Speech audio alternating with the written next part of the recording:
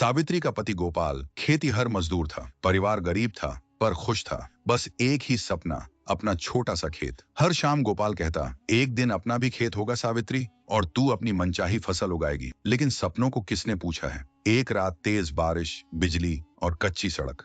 गांव से शहर जाते हुए गोपाल की मोटरसाइकिल फिसली और वहीं उसकी आखिरी यात्रा बन गई। सुबह खेतों में गूंजती चिड़ियों की आवाज के बीच गांव में खबर फैली, गोपाल नहीं रहा। सावित्री की दुनिया सूनी हो गई। उसका घर एक झोपड़ी था जिसकी छत से बारिश टपकती थी, पर उस रात उसकी आंखों का तूफान ज्यादा तेज था। उसके पास न खेत था, न पैसे, न सहारा, बस दो छोटे बच्चे और दिल में एक खालीपन। ससुराल वालों ने पहले 2 दिन सांत्वना दी, तीसरे दिन यह कहते हुए कि हम तेरा खर्च नहीं उठा सकते, उसे बच्चों सहित घर से निकाल दिया। मायके में भी वही कहानी। माँ बाप बूढ़े, भाई खुद मजदूरी करते। कोई ठिकाना नहीं, कोई दीवार नहीं जिसमें सिर टिकाकर रो सके।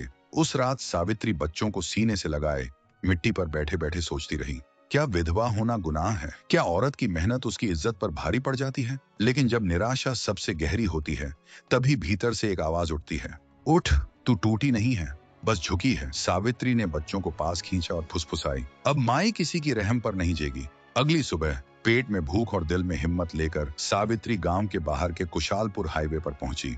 वहां ट्रक रुकते, लोग आते जाते। वह जानती थी, जहां मुसाफिर होते हैं वहां रोटी की कीमत कभी खत्म नहीं होती। उसके पास सिर्फ आधा किलो आटा, 2 आलू, एक फटी हुई चुनरी और 2 बच्चे। वह सड़क किनारे एक बरगद के पेड़ की जड़ के पास बैठ गई। पहली रोटी उसने खुद नहीं खाई, बच्चों को खिला दी।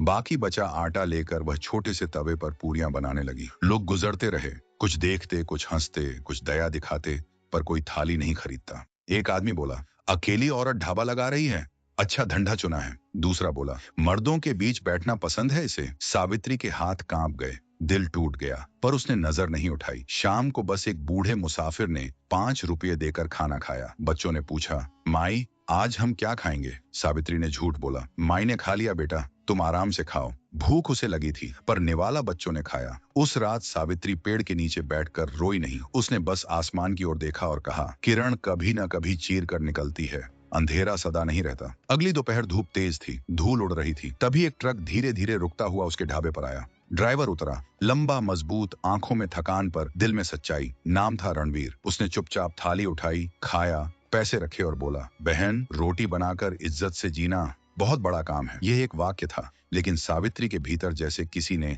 आग जलाई हो। सावित्री बोली, कल से खाना और अच्छा बनाऊंगी। रणवीर बोला, मैं अपने साथियों को बता दूंगा, यहाँ एक इज्जत की रोटी मिलती है।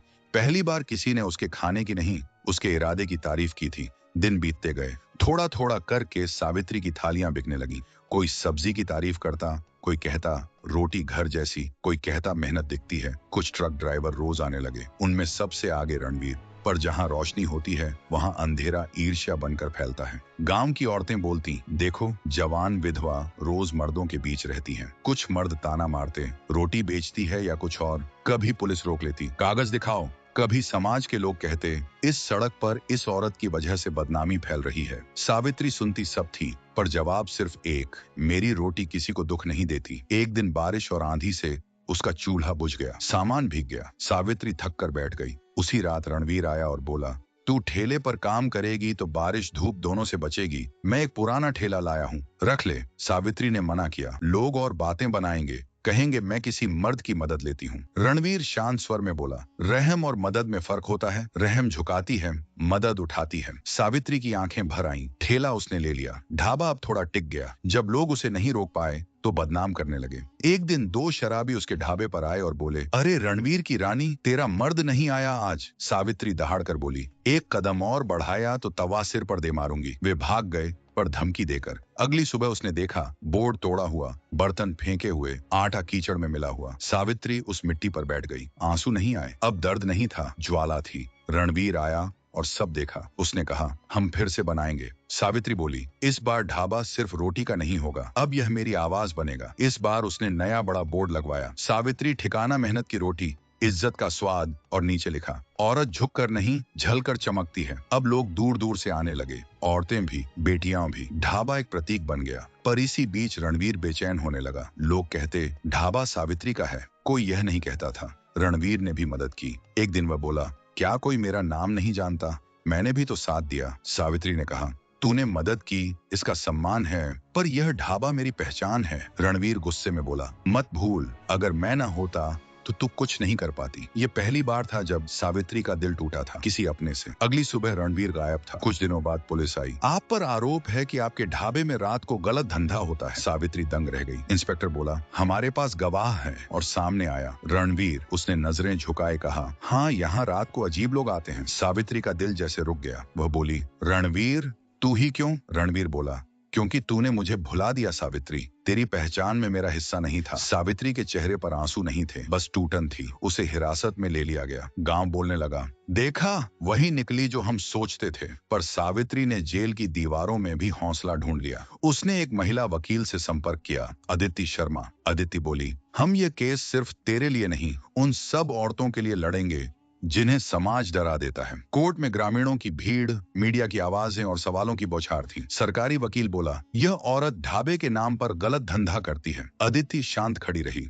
फिर बोली, माय लॉर्ड, अगर रोटियां से लोगों का पेट भरना गलत है तो भूख मिटाना भी अपराध होना चाहिए। उसने सबूत पेश किए, ढाबे की रसीदें, लोगों के बयान और रणवीर के विरोधाभासी शब्द। गवाह के कटघरे में रणवीर खड़ा था। अदिति ने पूछा, क्या तुमने कभी सावित्री को किसी गैर कानूनी काम में देखा? रणवीर चुप रहा। क्या तुम्हें उससे निजी शिकायत है? रणवीर की आंखें भर आईं। हाँ, उसने मुझे भुला दिया। अदालत में सन्नाटा। अदिति बोली, महोदय, यह मामला प्यार का नहीं, इज्जत का है। जज ने कहा, सावित्री जैसी औरतें समाज की रीढ़ होती हैं, इन्हें आरोप नहीं, सम्मान मिलना चाहिए। निर्णय आया, सावित्री निर्दोष। कुछ दिनों बाद वह फिर हाईवे पर पहुंची। वही बरगद, वही मिट्टी, लेकिन हवा अब आजादी जैसी हल्की थी।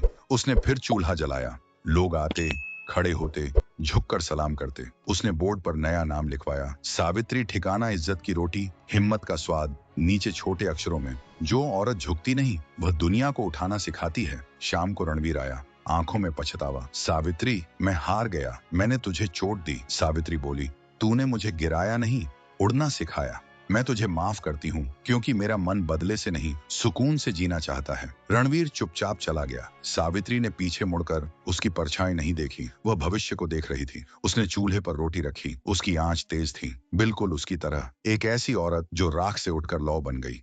समाप्त।